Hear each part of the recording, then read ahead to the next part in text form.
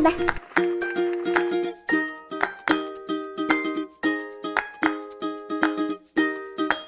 Hi, everyone, and welcome to Season 5 of Parent Talk, Everything Parenting and More.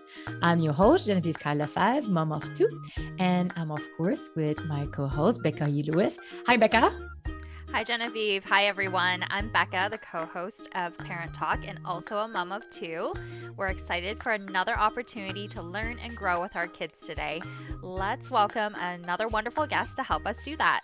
Yes, so today we're talking about common physical conditions in kids with Darrien Cantelo. Darrien is a physiotherapist resident at Paediatric Physio in Port Moody. So hi, Darrien, and welcome to Parent Talk Podcast. Hi, ladies. Thank you so much for having me. I'm so excited to be on this podcast today. This is my first podcast experience, so I'm so excited that it gets to be with Parent Talk. Awesome. Well, welcome. Let's diving into today's topic. I'm sure there's a lot to talk about here. So what are the most common conditions you see as a pediatric physio? Yeah, so some of the most common ones that we see here at Playworks would be like plagiocephaly and torticollis, which we'll talk about a bit more. We get lots of heel and knee pain kiddos here as well. We also see kind of those early development ones where there's issues with crawling or walking or not rolling, or kind of differences in how they do walk when they do start walking. Those are kind of the common things that we typically see here at Playworks. Okay.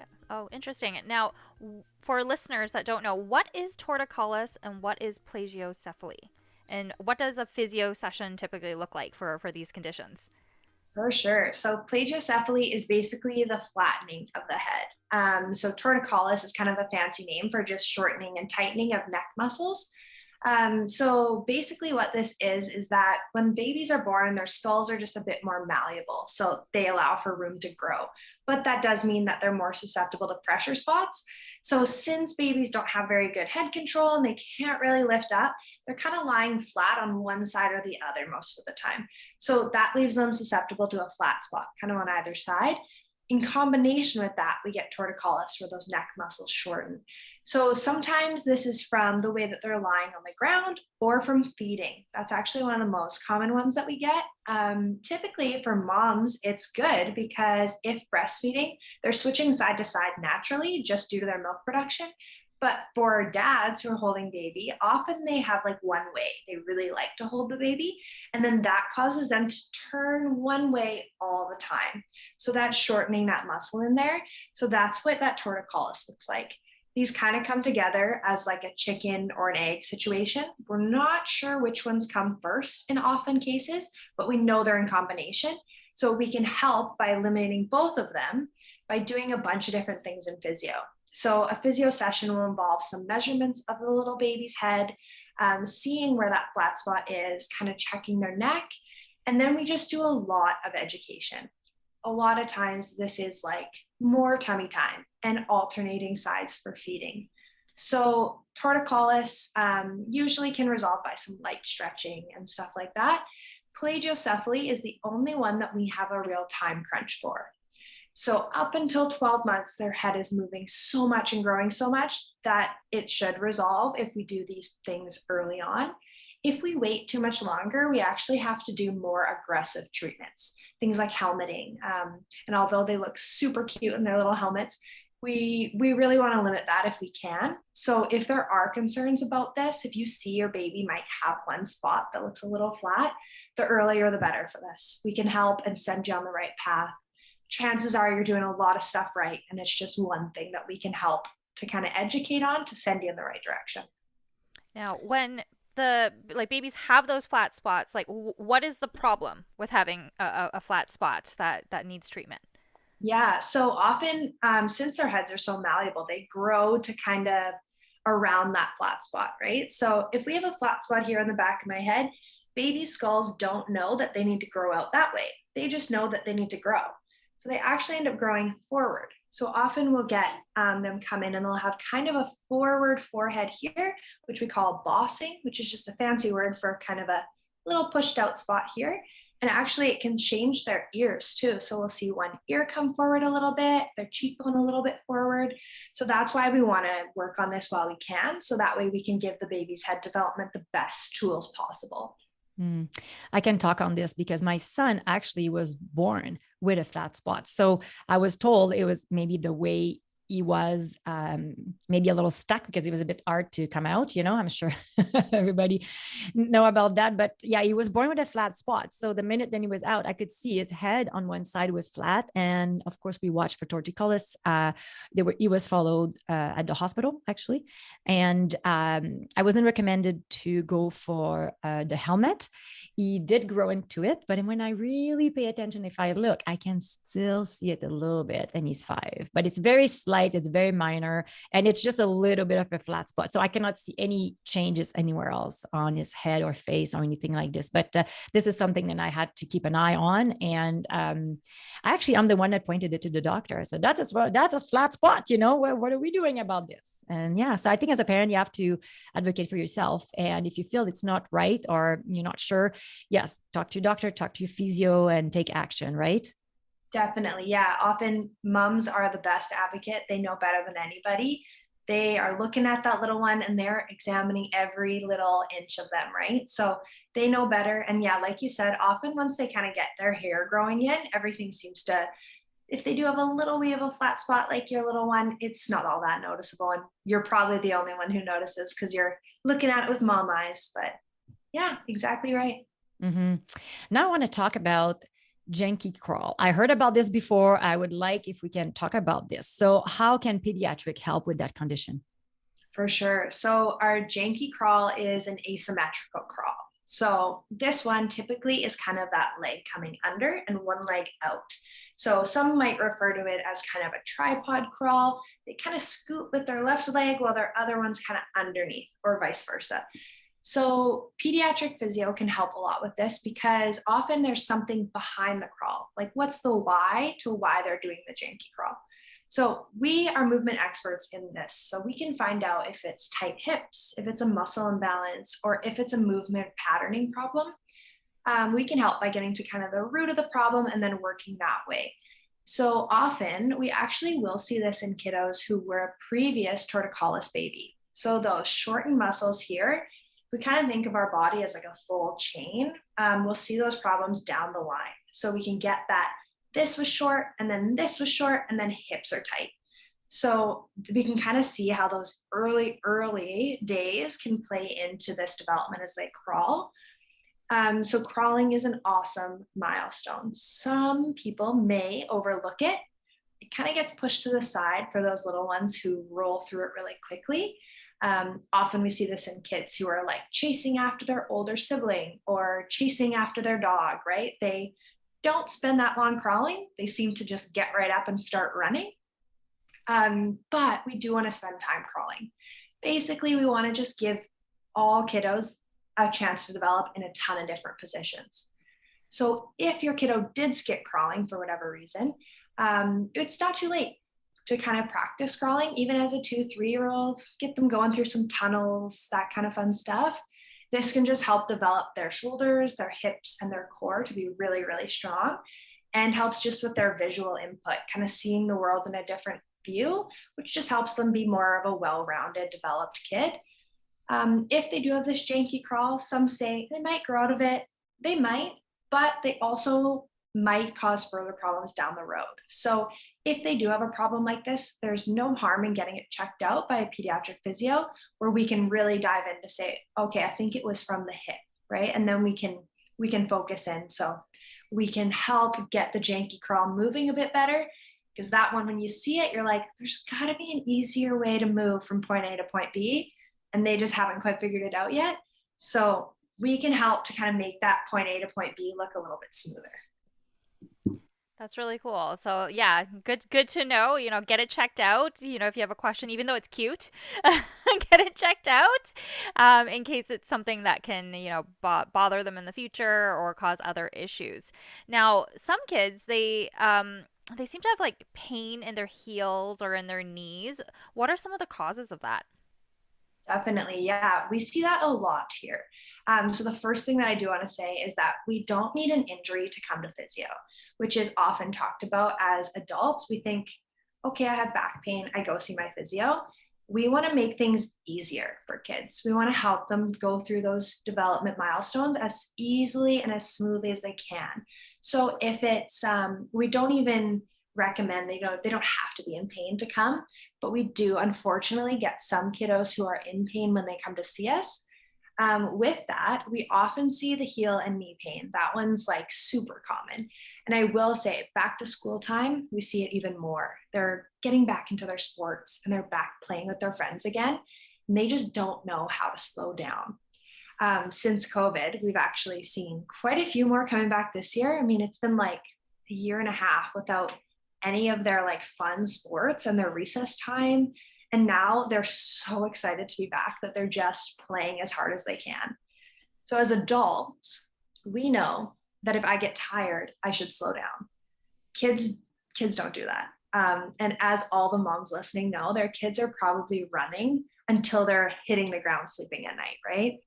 So these kiddos, we just need to give more awareness to why and how that pain is happening. And that pain is a warning signal. They don't quite get that yet because they're busy playing with their friends. They don't want to slow down. But some of the reasons we might see the pain, if we do, often just come from the demands that growing places on them. Heel pain is one we often see in that pre-puberty age. Kind of our 10 to 12-year-olds, we see a lot of heel pain. It's called Sever's disease, which some people may have heard about if they've had a little one go through it. But it's basically just from the stress that the tendon places on the heel. So we can do some things to help limit their pain and to help turn on some other muscles that might not be working as hard. The other ones that we see are kind of that knee pain. And I actually have a lot of kids right now on my caseload with this. So they kind of collapse in on their feet, which then causes more stress on the inside of their knee. So that can be for a number of reasons. It could be shoes. It could be hips. It could be core. So we do some really fun stuff here to kind of keep them engaged, and we're play-based here. So my hip and core games for these kids, like we're having fun. We're like swinging and we're sitting on a fancy ball and throwing things at the mirror. Like we make it fun, but that's kind of the causes of it is hips and core typically are just not supporting down the line. So the more that we can kind of help with that stuff early on, again, like we're saying, kind of that preventative measure is really what I'm looking for in a physio. Is I don't like when my kiddos come in pain, right? I want to help them before the pain. So ideally, I never want to see kids in pain, but it is a little bit of the job. So when they do come in, I'm helping bring awareness to why they're in pain and why, if they're moving so fast all day long and they never rest, why their bodies might be a little bit tired with all this growing they're doing. Yeah. I always said sometimes it can be a little bit sad when kids are sore, right? Part of the job. Okay. Well, now I want to know about what are some ways kids walk like atypically, like not exactly the way they should walk, such as like, I notice sometimes we can see children in toeing or toe walking, on their little toes. So what can be done, or is something can be done in physiotherapy about those conditions? For sure. Yeah, that exactly like you said, the in-toeing and the toe walking. Those are about the two most common ones that we see. So the in-toeing is kind of that one that you'll see when kids are tripping. They trip over their own feet, or they trip going up steps because their feet are turned in and they just they lack the clearance to step over things. So this one is actually, it's interesting because our body goes through phases with our development. So for certain times in their life, their bones are actually turning in. And then as we get stronger and we put more force down as they get running and jumping and all of that fun stuff, they'll start to gradually turn back out. But that doesn't happen until about 12. So they're going through all these phases of turning in and then a little bit out and then a little bit more out. And that can cause some issues. But we can ultimately find something that's going to help transition them quicker so that they're not tripping all the time. A lot of times, like we said earlier, those janky crawl kids come in as in-toers later. So that's that, like right from those torticollis babies, then their hips get tight and then they keep walking that way. So those are the ones that in toe typically, it's a lot of hip and core stuff that's going on usually. So we can work through that kind of stuff by strengthening them and providing them more stability through their glutes. They can do a little bit more work for them. Toe walking is actually a whole other thing. And I'm sure everybody listening has seen a toe walker in their life or has heard of a toe walker. Really, really common one, and for a whole bunch of different reasons. So sometimes it can be sensory. So sometimes those kids just don't want to put their heels down because they don't like the feeling that it gives them. Or it's sometimes they go up on their toes to counterbalance that they don't have enough core. They're gripping everything in their muscles, so they turn onto their toes so that they can try to hold on with their calves because they will support them. While that's fine, they found a way to do it. We can see how then later, if those muscles are super tight, then we can't get our heel down to the ground. So that's why intervening early is important in this one, because if we wait till they're bigger, there's more distance between the ground, and that makes it harder for us to get them fully down. And we don't want to have to do anything where they have to go in and get some kind of surgery to lengthen them to get them down. We want to be able to do that without having to go for any surgeries. Obviously, we want to limit that as much as we can. But that's some of the reasons that kids toe walk. And that one's so common. Almost daily, we have someone in here that's a toe walker. So we can help by kind of finding what that problem is, if that was sensory or if that's a core imbalance. And then we can get to the bottom of it and use some things like exercise or some assistive devices and a ton of education for both parents and the kid to help them get on the right path with that one. So for the toe walkers, do you notice them as baby, like when they're little one, they start walking on their toes, or it's a bit of a later on things that we notice? I'd say it's a bit of a later on. Sometimes we'll see it early, but that doesn't mean they'll continue that. Sometimes during the early phases of walking, they're trying to test it out, see how that works, how their body's moving. So kind of in those early phases, we'll see changes happen pretty quick. But typically we're seeing it more around about 4, 5, 6. They've started toe walking and it's flagged mom or dad to say, I don't think that's what it's supposed to look like. And then they come in. Okay. Awesome. Becca, is there any other question you want to ask? I mean, I can have so many questions. I have worked with some of the people on your team before, and I do know of the clinic. So I think, toe walking is one I see often. Now, maybe a more question for me, because I was pointed out by a physio that I actually stand best with my toes or my heels 2 inches off the ground because it aligns my hip. Could that be a reason for kids too, if they have like hip issues or alignment, that is, they're trying to balance, because apparently that's what I do. Definitely. So a lot of those kids will, go up onto their toes to try to counteract, because they often will lean far forward. And then when they go up on their toes, their body kind of centers them back out. We do see it a lot in adults. I think it's interesting that we'll have mom and dad come in and bring in their toe walking kiddo, and they'll say, oh, you know what, I was a toe walker too. And we watch them leave, and I'm like, I think you're still a little bit of a toe walker, actually.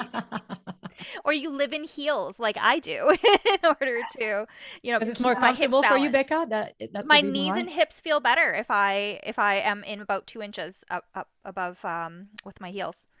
Yeah, and that's actually, it's interesting because we will do basically the same thing for kids, is we'll put them in a heel lift. So that way it provides support. So if we can't bring them to the ground, we bring the ground to them. I was hoping you'd say I should come in to PlayWorks and get some physio. So much more fun.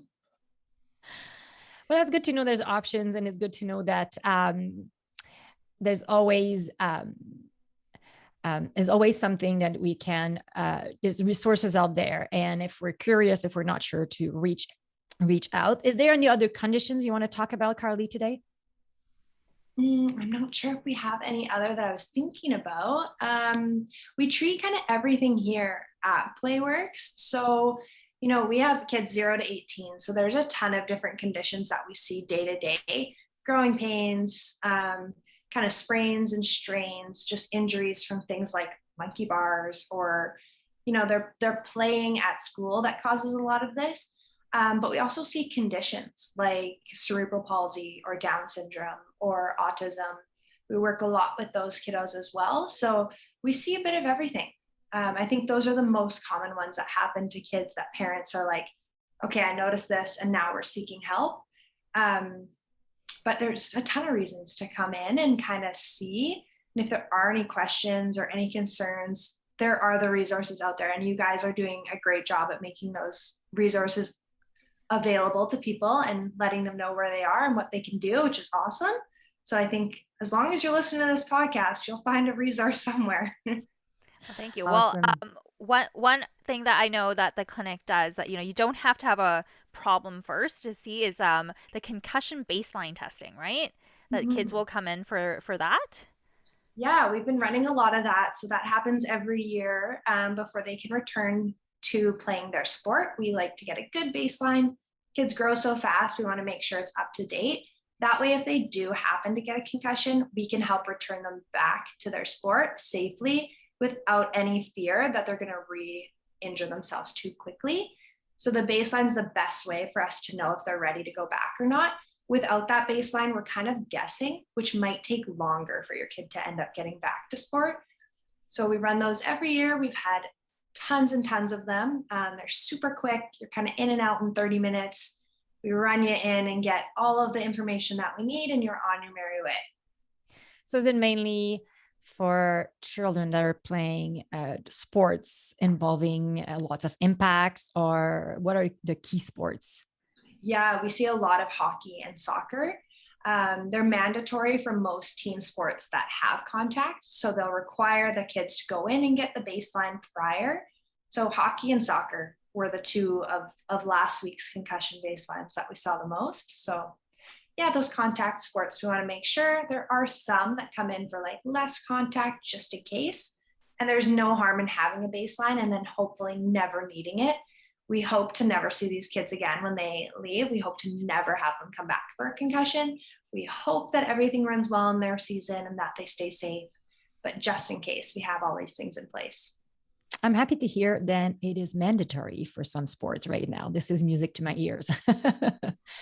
All right. Well, now we can find you on our panel of experts at ParentTalk.ca. Where else can we find you, Darrien?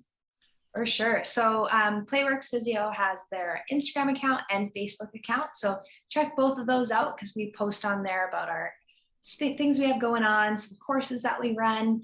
And then for my personal Instagram, I have a physio account that is called Mamas and Motor Milestones on Instagram. So you can give me a follow there if you're interested. I post lots of pediatric related things, but also some stuff about moms. So I like to keep that a nice, fun space. So check it out if you're interested. Awesome. Well, that concludes today's episode. Becca and I would like to thank you so much, Darrien, for, of course, taking the time to be here, and because you're bringing so much value to all of us parents, helping us grow and be the best parents we can be. Thank you guys so much for having me. It's been a blast chatting about this stuff, and hopefully we'll get to meet in person and have a little parent talk info session. I'd love to hear more about what you guys do. Awesome. Well, for our listeners, if you have a question or you would like to join us on our show as a guest or as an expert, please visit our website at ParentTalk.ca. Follow us on Instagram, Facebook, and now on Parent Talk TV on YouTube. So, of course, you can always subscribe to this podcast directly on our website at ParentTalk.ca. So we hope you enjoyed today's episode, and we're inviting you to share it on your own social media. So as we all know, parenting can be hard. Remember, it's important to laugh, keep learning, cherish your village, and be true to yourself. So thank you, everyone, for joining us, and have a great week. Bye.